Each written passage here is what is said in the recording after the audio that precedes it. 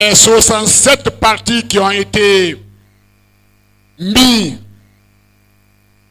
sous observation jusqu'au 30 janvier ont été conviés à une rencontre avec le ministère de l'administration du territoire. L'objectif de la rencontre concernait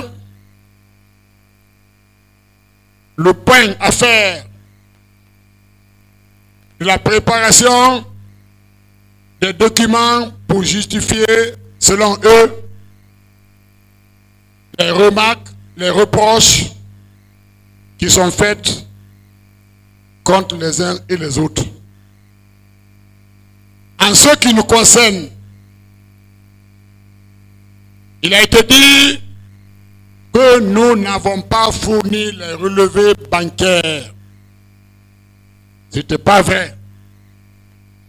Les relevés bancaires étaient fournis, mais on a pris soin de refaire encore les mêmes relevés bancaires qu'on a déposés avant-hier. On nous a reproché de ne pas faire valider, de n'avoir pas fait valider nos bilans par des experts comptables. Pour valider une année de budget,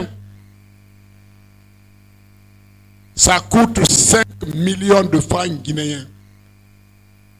Nous avons été obligés de débourser 15 millions de francs guinéens pour vérifier, approuver le bilan 2021, 2022 et 2023 que nous avons déposé. D'autres remarques étaient relatives à l'inventaire du matériel. Nous l'avons préparé, on a déposé. Dans l'ensemble, ça s'est très bien passé.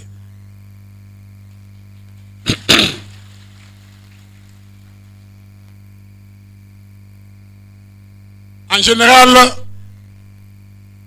je ne parle pas beaucoup dans les réunions comme ça. Mais hier, j'ai été amené à prendre la parole devant les 67 partis avec le ministère pour dire que ce n'est pas bien pour un pays comme la Guinée que sur 211 partis politiques agréés, qu'il n'y ait pas un seul parti politique qui soit en règle. On ne peut pas imaginer que sur 200 et quelques partis politiques, que tous ces partis sont hors la loi. On m'a rectifié que ce n'est plus 211 partis, que c'est maintenant 150 partis, parce que plus de 50 partis ont été dissous. Il y a des remarques quand même qui étaient plus ou moins fondées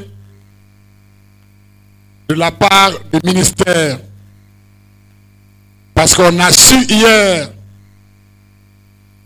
qu'il y a des partis politiques dont l'agrément est détenu par 3 personnes différentes.